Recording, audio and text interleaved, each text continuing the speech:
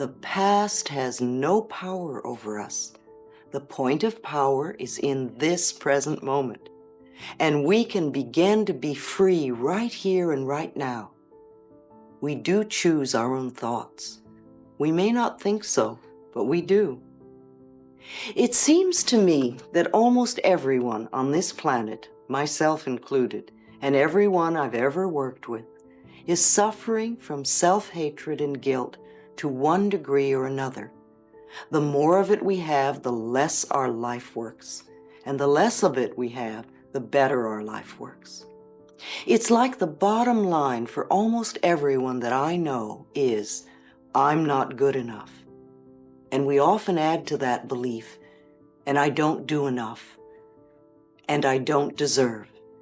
Now, if we have a very strong belief in our subconscious mind, which to me is right here in the gut, that I'm not good enough and I don't deserve, then it's going to be extremely difficult for us to create a life that really works in all categories. Now you see, no matter what the circumstances, we are only dealing with a thought. I don't believe in giving power to outer effects. We may think that being broke is the problem. I see this as the outer effect of an inner problem. It's the inner thought patterns which create these effects. I have discovered that patterns of resentment and criticism and fear and guilt cause more problems in our lives than anything else. Even on the physical level, resentment that is held for a long time and literally eats away at the body can become cancer. Criticism that's indulged for a long time can also lead to conditions like arthritis. And if you look at arthritic hands, you can almost see the criticism in them. Fear can contribute to anything from baldness to poor feet. And guilt always creates pain. Guilt seeks punishment, and punishment creates pain. So if someone comes to me that is in chronic pain, I know they're dealing with old guilt patterns. Love and joy and forgiveness are the big healers. They all come from the heart. The heart represents love, and the blood in the body is joy. So a normal, healthy heart lovingly pumps joy throughout the body, nourishing all the cells and organs, creating a loving, joyous atmosphere for the cells to do their work in. If a heart has lost its ability to express love and joy, the forgiveness will open the door. Most of our problems come from blaming others, from not taking responsibility for ourselves. And as I said, if it is true that we are all responsible for everything in our lives, then there's no one to blame, not even ourselves. And every outer experience is only a mirror of our inner thought patterns. Now, this may be a new way of looking at life, because most people like to think that it's all their fault. It's the economy, or it's a husband or a wife or a boss, or it's because we don't have money, or it's whatever. But really, all those things out there are mirrors of what we think and believe inside. For instance, if everyone is always criticizing you, if you're a person that goes around saying, everybody's always criticizing me, then what I want you to realize is that it's your pattern to be criticized. Somewhere inside of you, and you may not be aware of this, there is a belief, and it probably comes from your childhood, that you deserve to be criticized. And so because of your belief and because of your pattern, you pull people into your life who are critical. And sometimes you can even attract people who normally are not critical, but because they are with you and the vibrations that you're giving out, you will pull the criticism out of them. The other thing about this is, if people criticize you a lot, it's quite possible that you are very critical. And because what we give out comes back to us, then the criticism you're giving to other people, or perhaps to yourself, is being reflected by the people around you. So one of the first things I like to do with people when there is a problem is to have them begin to say, I am willing to change the pattern in my consciousness that is creating this condition. I'm going to repeat that because it's very important. When you have a problem you wish to change, begin by saying to yourself, I am willing to change the pattern in my consciousness that is creating this condition. This simple sentence begins to get things moving. The universal power, the universal energy, the law of mind, your subconscious mind, is constantly responding to every thought you think and every word you speak. So the moment we make the smallest shift in consciousness, our experience begins to change. It's your pattern, it's my pattern. We all have patterns we're working with. And as I said, most of the patterns we have come from the time we were 3 to 5 years old. These are our beliefs about life, our life scripts. However, we can change our attitudes towards the past and these life scripts. We are never stuck. You know, it's really very foolish to punish ourselves in the now because of some hurt in the past. To be hurt once is one thing, but then to continuously punish ourselves because of it is very sad and very unfulfilling. It's important that we dissolve resentment now because it can cause so many problems in the future. I've often said that to people. Do it before we're under the threat of the surgeon's knife. You see, then we have to deal with panic too. It's much easier to do it now. We have a choice of choosing to be a helpless victim and really believing it's all hopeless. And if we do, the universe will support us in that belief. And then all we do is go down the drain. Can you see how powerful we are? Our thoughts create our experiences. If I want to think that I'm unlovable, then I will be lonely for the rest of my life because I will prove my beliefs. However, if I want to change that belief into thinking that I am always surrounded by love and my life is full and rich, then that is what my life will become. My life will have to become a mirror of my inner experiences. So one of the things we want to do is to begin to release the pain of the past, to let it go, and to be willing to forgive. Do you know, the Course in Miracles says that all illness comes from a state of non-forgiveness, and that whenever we are ill, we need to look around to see who it is we need to forgive. Now, this does not necessarily mean condoning poor behavior, because I agree there are many people who behave poorly. Forgiving means to release our stuff on it and let ourselves be free and the other person be free. We understand that the people who mistreated us are also in pain, that they are doing the best they can, coming from the knowledge and awareness and understanding that they have at that particular point in time and space. I've learned over the years that there is only one thing to teach, and that is love. I teach people to love themselves in the here and now as they are. Self-approval and self-acceptance in the now are the keys to positive changes, and this means no self-criticism. In order to change our life on the outside, we must change inside. At least be willing to change ourselves. You don't have to know how to do this. Just be willing. We'll work on the hows. Remember, and I'm going to say this often, every thought we think and every word we speak is being responded to by the universal energy. So the moment we say we're willing, it's amazing how the universe begins to help us. It brings us what we need. You see, there is a part of you that is ready to make an enormous change, and this is why you have created me in your life. With the use of this tape and the ideas I'm sharing with you, you have the opportunity to go over and over this tape, and each time you do, you're going to find a new idea to work with. And each time you do, you're going to look deeper into yourself, and quite the contrary to what you may have believed in the past, you are going to find incredibly beautiful treasures within you. First of all, we need to figure out what the problem is. I can't. Oh, I know. You think you know the problem. You don't care for the weight of your body, or you have an illness, or you can't get your money act together, or you're lonely, or you have a relationship that's not working, or you don't like your job, or you want to do something very different, or many things.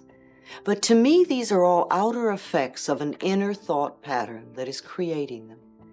And if we spend our time just looking at the outer effects and working with those, the moment we fix one, we'll create another one, because the inner belief is still there and saying that we don't deserve on some level.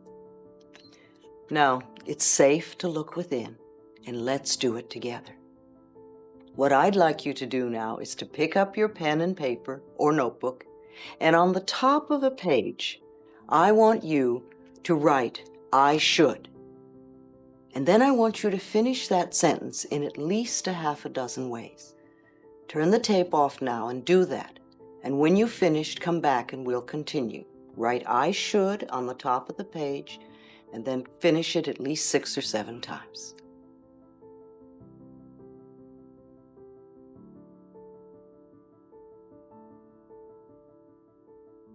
All right, now that you have your list made, what I would like you to do is to read off each one on the list by itself, saying, "I should." And then my question to you is, why? This is not to make you wrong in any way, but just to have you look at something in a different way. So you may say, "I should get up early in the morning." My question is, why? And then I want you to look inside yourself to find the answers. Do this with each should on your list. If you can do this exercise with a partner, even better. When you're finished with the list and made a note of your answers so that you remember them, then come back to me and we'll go further.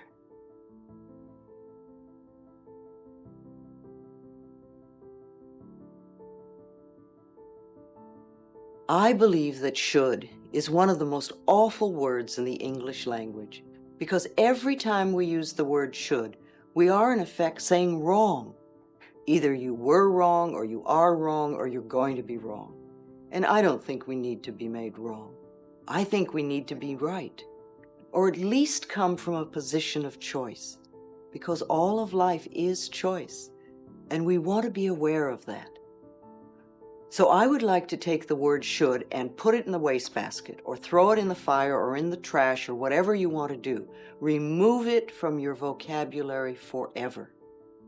And replace it with the word could, because could gives us choice.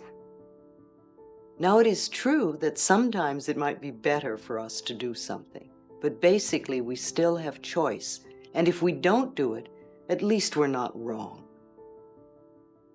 So what I want you to do now with this exercise is to reread your should list one at a time, only this time I want you to say, "If I really wanted to, I could.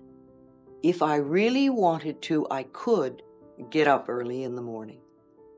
And then my question to you is, so why don't you, or why haven't you? And again, this is not to make you wrong, but to let you look at your shoulds and see how you really feel about them.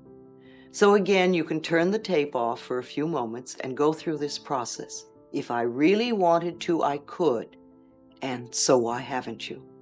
And when you've finished, come back.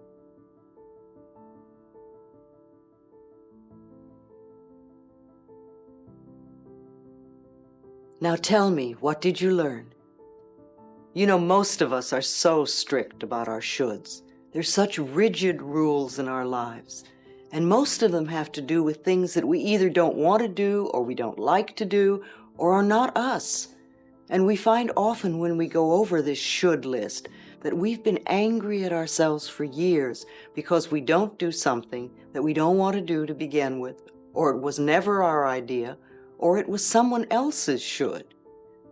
Perhaps the reason you've not done something on your should list is because you were afraid to do so. Now, instead of being bad, we find that you are only frightened, and this is a very different issue to work with. See, I like to take things off the should list. In fact, I like to remove them completely. What we can do is have them be choices. We could do them if we really wanted to. And if we're not doing them, then we probably don't want to do them, and we don't have to do them. So let's not try. Let's not berate ourselves. Let's not belittle ourselves for it anymore. This one little tiny exercise can show us so much about ourselves. So what can be dropped now from your should list? The next thing we want to do is to see where we are on the ladder of self-love. Now, I'm not talking about vanity and arrogance, because that is not love. That's a form of fear. I am talking about respect and acknowledgement for this beautiful being that we are. What we want to look at this point is how we do not love ourselves. And we do this by scolding ourselves, by criticizing ourselves, by creating pain for ourselves, emotional and physical. We don't love ourselves by mistreating our bodies. Sometimes we misuse food or alcohol or drugs. Sometimes we don't love ourselves by believing that we are unlovable, or by procrastinating, or choosing people that mistreat us.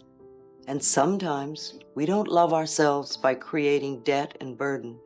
And sometimes, well, we all have so many ways. What are your ways of not loving yourself? Think about that. Make a note of it. You could again turn off the set and make a list of the ways that you do not love yourself.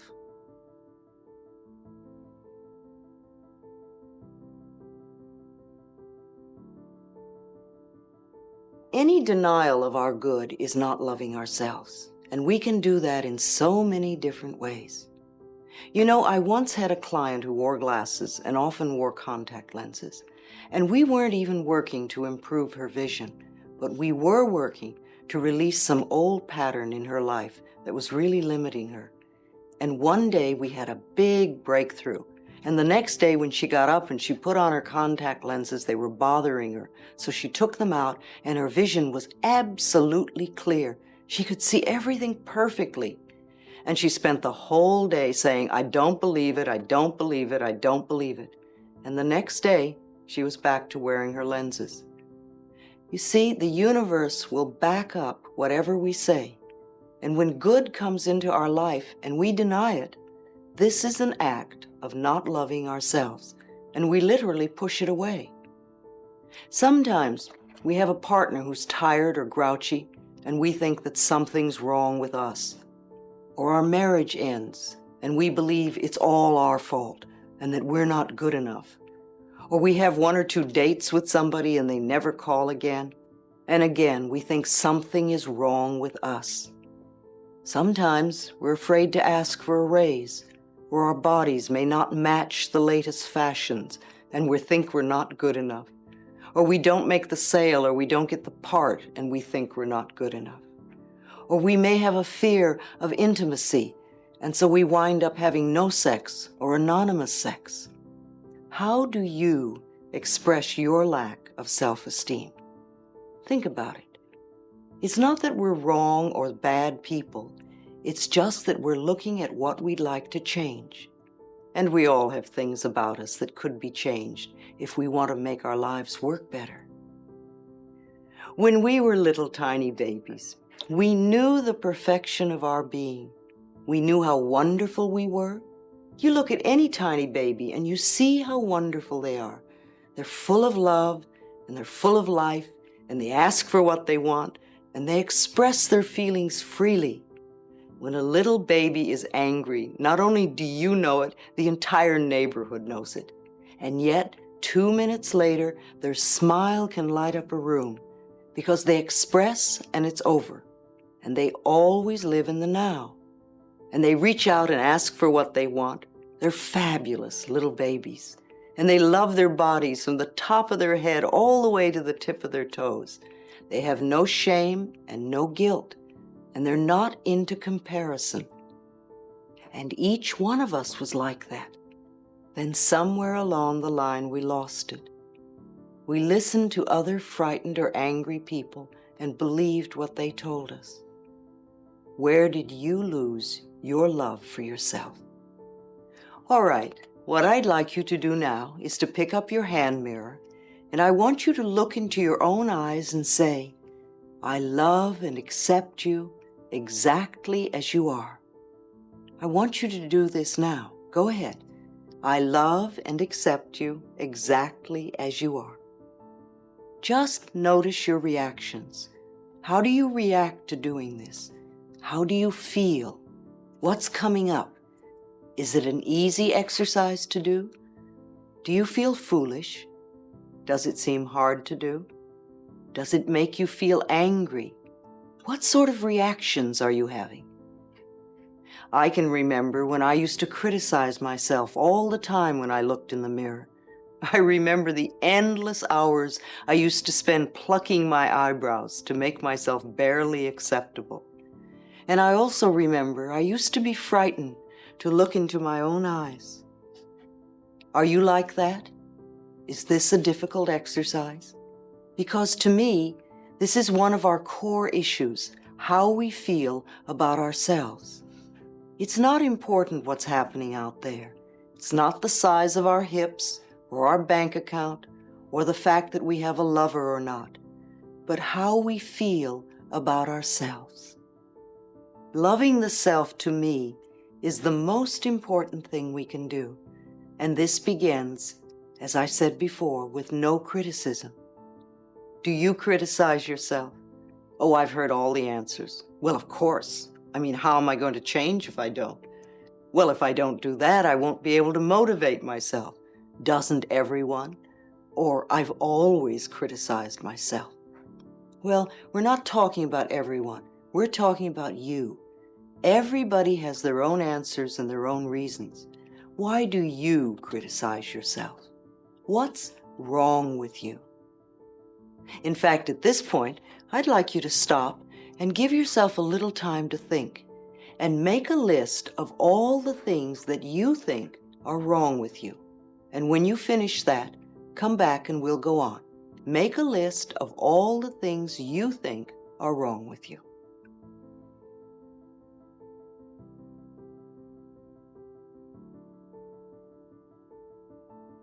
You will get the most out of this tape and the work we do if you allow yourself to take the time to do the exercises between the explanations. Now, let's talk about your list. Think about your list. Is it full of too short, too tall, too young, too old, too stupid, whatever? It always seems to be a lot of twos. And look at this list and notice, does it go with your should list? Are the items pretty much the same? See, it sounds to me like you're saying, I'm not good enough. And here we are again at the very bottom line, not loving ourselves. And this, to me, is the only real problem we have. Now, the next question is, where does this come from? Where do we get those ideas? How did we go from the perfection of a tiny baby who knew how wonderful it was to the feeling of being unlovable and unworthy and not good enough? You know, I like to think of us all as being like a rose. If you think of this flower, this gorgeous rose, from the time it is the tiniest little bud, as the petals begin to open, till it becomes a full blossom, till the last petal falls, a rose is always beautiful, always perfect, and ever changing. And this is the way we are. We are always perfect wherever we are in life. And we want to see ourselves that way in the here and now. Yes, of course there are things we want to change. We all have things we want to alter in our lives.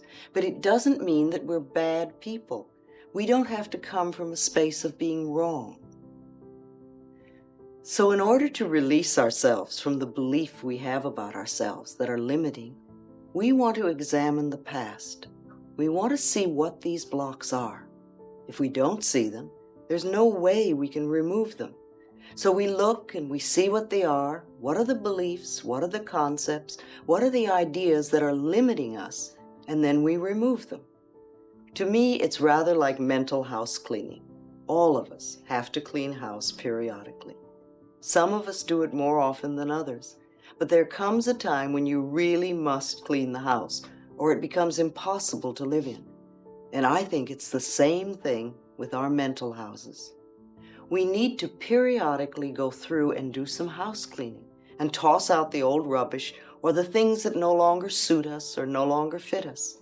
And we want to polish up those ideas that are positive and good and that nourish us and use them more often.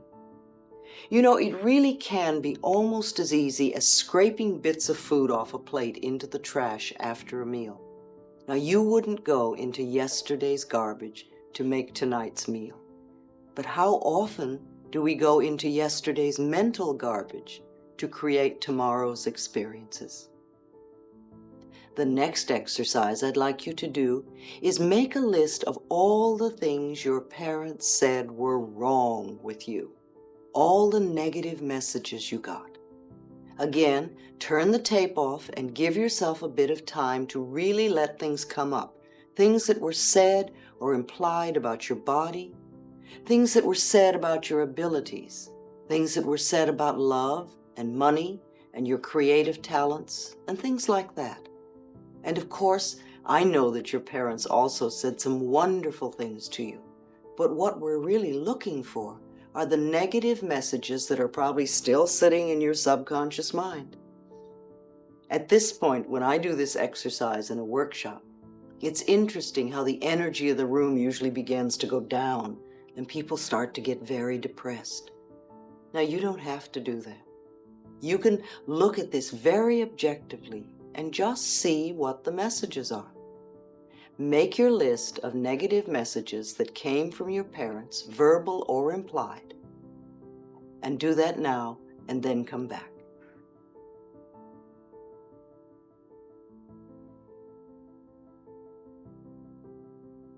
All right, I want you to look at that list of negative messages, all the things that you heard as a child, because they're all sitting there in your subconscious mind, unless you've done something to release them and let them go.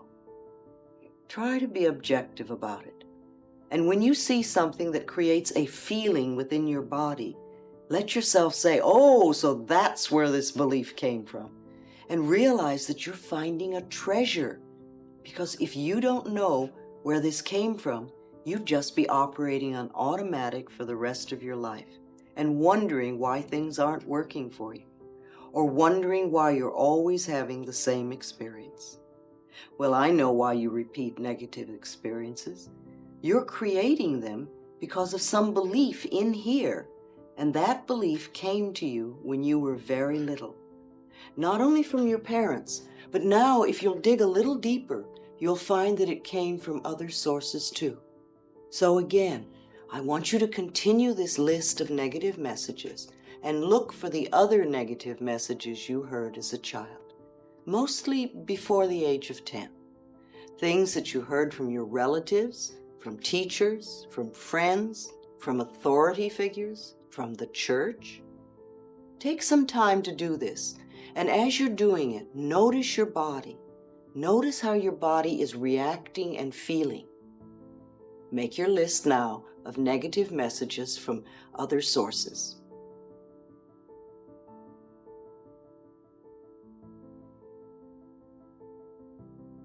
You see, these messages that you have written down are the very thoughts that make you feel not good enough. If we had a 3-year-old child here in the middle of the room, and each one of us started to yell at the child and tell it how no good it was and how stupid it was, and it shouldn't do this and it should do that, and how dare it make a mistake, and look at the mess it made, and maybe we hit that child a few times, what are we going to have? We're going to have a little child that cowers in the corner and behaves like a goody-goody. Or we're going to have a child that tears up the room. They will go one of two ways, but there is no way we're ever going to know the potential of this child.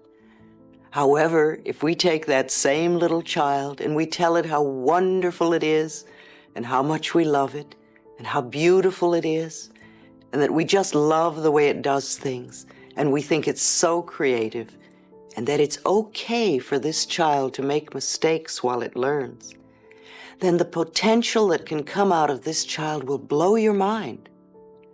Now, each one of us is always working with the 3-year-old child within us. And most of us, unfortunately, spend our time yelling at the child, and then we wonder why our lives don't work. Maybe you were mistreated as a child. Maybe you were treated very badly, and that's sad. But if you're mistreating yourself in the here and now, then this is sadder still. So you have quite a list of negative messages now. Let's look at this list. Does this list go with your other list of what's wrong with you? And maybe even with your should list? I have a feeling it does. Our life scripts are based on our early messages. And until we can find those messages, we can't change our lives. But remember, all that is finished. It's over. It's in the past. And if we just go into blame, then we stay victim. And that's no fun. And you get to stay stuck in your problem. Blame keeps the problem. It keeps us stuck in the problem. And understanding lets us rise above it. The past cannot be changed. And the future is shaped by our current thinking. Our freedom in the here and now depends on our understanding our parents, having understanding and compassion for them instead of just blame. We want to know that, like us, they were doing the best they could at that point in time and space, with the understanding and awareness and knowledge that they had. Blame is not taking responsibility for ourselves and our own creative power. You see, they were just as frightened and scared as we are, and they could only teach us what they had been taught. What do you know about your parents' childhood before the age of 10? Think about it for a while. How much do you know? And if you don't know much and your parents are still alive, try to find out. Not in an accusing way, but just ask them, what was it like to be a little child? What was it like when you were 5 years old? And if your parents are gone and you can't find out from then let yourself imagine what it could be like. What kind of a childhood would your parents have had to have them be the sort of people they were when you were little? Understanding creates compassion. You see, you can't free yourself until you free them, and you can't forgive yourself until you forgive them. Now, perhaps you also have brothers or sisters. If they are older, they may have been like gods to you, and you may have taken very seriously the things that they said. Sometimes they may have considered you a nuisance, and you got the idea you weren't good enough. Teachers often say things that shape our lives. I remember when I was in the 5th grade and the teacher called me up and said, "What do you want to do in life?" And I said, "Oh, I want to be a dancer."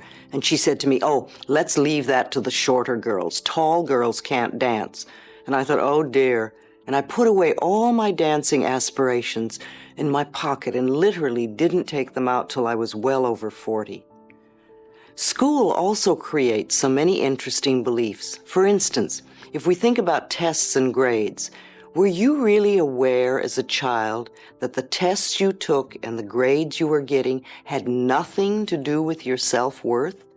That they were showing you only how much you knew about a particular subject, and that's all. And most of us go through life reacting to the fear that we had as children when we had to take a test. We thought it had to do with whether we were good enough or not. When you were a child, your friends were just as mixed up as you were and had their own misinformation and may have taught you much nonsense, or they may have said things that were very cruel. You had neighbors. What did the neighbors say? What did they think? Were you afraid of them? Were they friends? Then you think of the ads on TV and in the magazines. How did they shape how you feel about yourself? There are so many products that are sold on the basis of trying to teach you that you're not good enough or acceptable enough unless you use their product. Do you buy into that? Or do you see their game? See, our old messages of limitations come from many places. And it always comes down to, where did we get the messages that we're not good enough? And then, of course, the next thing is how to transcend our limitations, no matter what they told us. See, it doesn't matter what other people say about us. It's how we react to it and what we're choosing to believe about ourselves. You know, Gerald Jampolsky has written a couple of wonderful books. In Teach Only Love, he said something I thought was brilliant. He said, if you want to increase your spiritual growth as quickly as possible, or if you want to get out of a problem as quickly as possible, choose to think only happy thoughts. You see, you can only think one thing at a time. You can spend your time thinking about joyous experiences, you can love yourself, or you can spend your time doing what I call griping and grunging, thinking about the past and all the failures and all the things that went wrong and how you're not good enough and how things may go wrong in the future is a sure way to continue to have failures. But that's not the way to create a wonderful life. Loving yourself and thinking joyful, happy thoughts is the quickest route you can take. So the next question is, now that we've looked at all these things, now that we have this list of all the things that are wrong with us and the list of all the things our parents said were wrong with us, and the neighbors and the friends and the church and the authority figures, the next question is it true? Look at your list. What do you still believe is true for you? Is it really true? And the answer to me is both yes and no. All these negative things are true if you believe them about yourself, and they're not true if you don't believe them. And you can tell what you believe just by looking at your experiences. If you have a lack of finances or you really can't get your money act together, then there must be a belief within you of burdens and debts. If you're a lonely person, then there must be a belief in there that says, nobody loves me, or I'm unlovable. If you're ill a lot, then you must have crippling thoughts of some sort.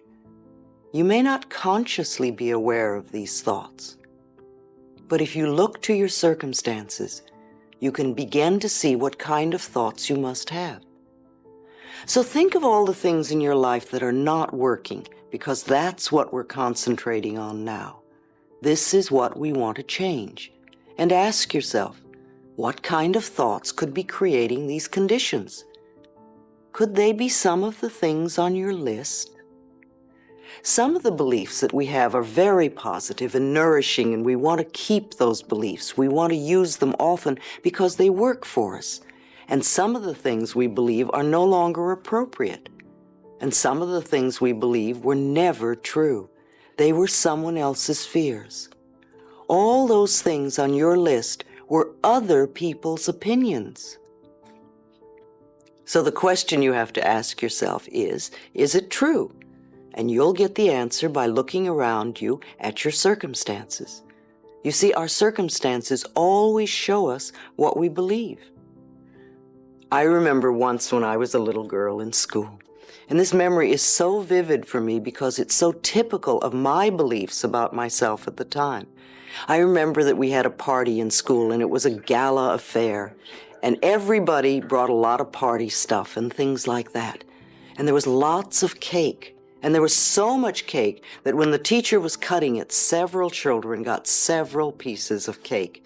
And yet, when it was my turn and I came up for a piece of cake, and of course with my belief system, I was last. There was no cake left. And all the children who had cake all the time and who believed that it was their right to have cake were having lots of cake. And I, who never had cake and believed that I was not good enough and did not deserve any, there wasn't one piece left for me. It's a perfect example of how we create our circumstances by our beliefs.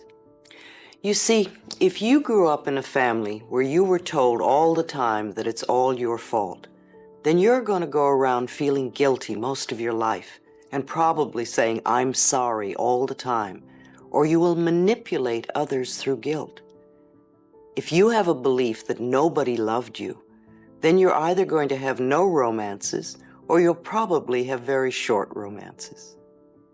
If we go around saying, well, that's the way I am, or that's the way life is, that's expressing a belief, and perhaps it came from other people's opinions.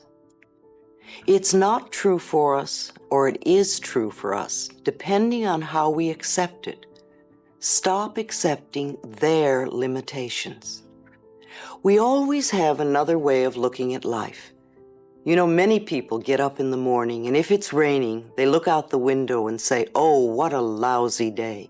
Well, it isn't a lousy day, it's a wet day. But if we choose to believe it's a lousy day, then that's what we'll have, because we will create it. If we choose to believe it's a wet day, then we'll put on the appropriate clothing and do what we do on rainy days. There is no good or bad, there is no right or wrong, except that we make it so. And you know, every culture on this planet has different rules about those things. It's what we believe that makes things right or wrong or good or bad. And again, it's the old thing, what we give out, we get back, and usually in double. We want to begin to shift our beliefs today, to be willing to allow the changes to happen. The point of power is always in the present moment. And all these old things, these lacks, these limitations, these beliefs, can return to the nothingness from whence they came. They came out of nothing, and they can go back to it. You are the power. No person, no place, no thing has any power over you. I can give you lots of good advice and lots of wonderful new ideas, but if you choose not to accept them, then you're in control, for you have the power. You are the only person that thinks in your mind, and you create your experiences. And just for this moment, I want you to catch the thought you're thinking right now and ask yourself, is it negative, or is it positive, or is it neutral? Do you want this thought to create your future? Now, because we think so quickly, and the thoughts just go whizzing through our minds, it's not always so easy to begin changing our thoughts. You can start by editing your speech. Begin to listen to what you say, and don't say anything that you don't want to become true for you. There are literally billions of thoughts that you can think, and infinite numbers of things that you can say. Make these be nourishing thoughts. Pick thoughts that create nourishing experiences for you. Don't waste time thinking thoughts that create problems for you and then try to fix the problem. That to me is foolish and a waste of time. One of my very early teachers used to say often, there is not something to do, there is something to know. Because truly, when we change our thinking, we change our experiences. All right, so what do we do now? Well, I think we can decide to change. That, to me, is the most important thing now. Oh, we can throw up our hands in horror and give up, or get angry, or feel that it's all helpless and hopeless. But these are old and useless ways of handling things. If we think, oh, it's hopeless, so why try, because at least I can handle the pain, and I know what that is. Well, that's just getting stuck and staying in the same old place. And you certainly have the choice of doing that, but you don't have to. And getting angry about circumstances, well, to me, that's like sitting in a corner with a dunce hat on. You know, something happens and we get angry, and something else happens and we get angry, and we don't do anything about it. Do you know that people who commit suicide do so because they won't change their minds? They believe that life is only one way, and they don't want to look in another way or see another viewpoint. They refuse to believe there are other possibilities, and so they leave the planet instead. Getting angry or upset continuously because things aren't working, again, is sort of foolish and a wasted energy. What is really better is for you to ask yourself, how am I creating so many situations to be angry or upset at? And then sit down and really give yourself a chance to think about that. What could I be doing or believing that is creating this? And again, this is not to make you wrong, but just to let you look at what could be happening. When we start this work, I like to think of it very much like the end of a Thanksgiving dinner.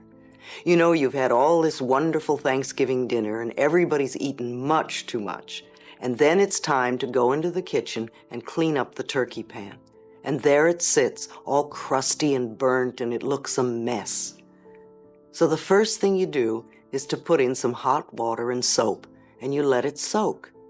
And then after it's soaked for a while, you start to scrape it, and all these bits come up. And then it really looks a mess. And if you didn't know better, you'd think that the pan would always be disgusting. However, if you keep going, after a little while, you're going to have a nice, clean turkey pan. Our consciousness is very much like that. When we begin to do this work, we go in and we start to clean our mental turkey pan. And sometimes things get worse before they get better. We want to know that it's okay if that happens and to just flow with it. I think mirror work is very important, and the more we can do it, the more we can reflect to ourselves where we are and what we need to do. So keep looking in the mirror and saying to yourself, I am willing to change, and I am willing to release the resistance. I am willing to change, and I am willing to release the resistance.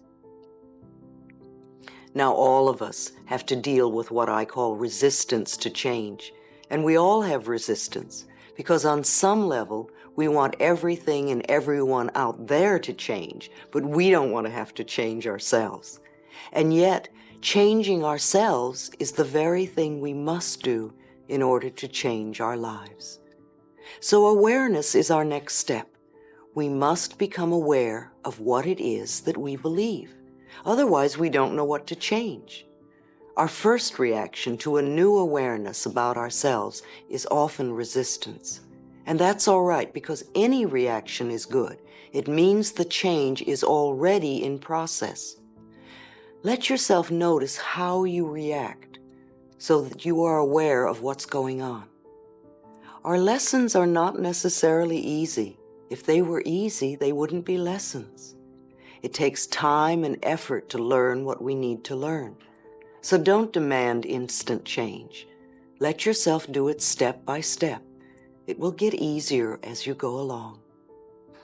Too often we get impatient and we want to do things right now.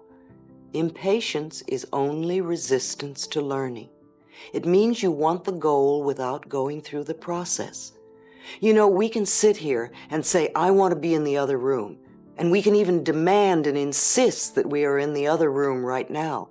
But we don't want to make the effort of getting up and going one step at a time in order to get to the other room. And we can sit here for days and keep yelling and insisting we want to be in the next room, and nothing will happen except that we get frustrated. However, if we make the effort and take the steps, no matter how small, one by one, before you know it, we will be there. Keep noticing what is going on in your body and what form your resistance may be taking. It's fascinating to watch how the mind works and learns, and the thing we resist the most is often that which we most need to learn. If you keep saying, I can't or I won't, you're probably referring to a lesson that is important to you. Think for a moment. What do you think you came to this planet for? What is your lesson? What did you come to learn? And what did you come to teach? I do not believe you came here to be miserable or to be unfulfilled. I believe you came here to be fulfilled and to give of yourself to others. We are all teachers and students. We are learning and we are teaching. You could ask yourself that question before you go to sleep tonight. What did I come here to learn? And what did I come here to teach?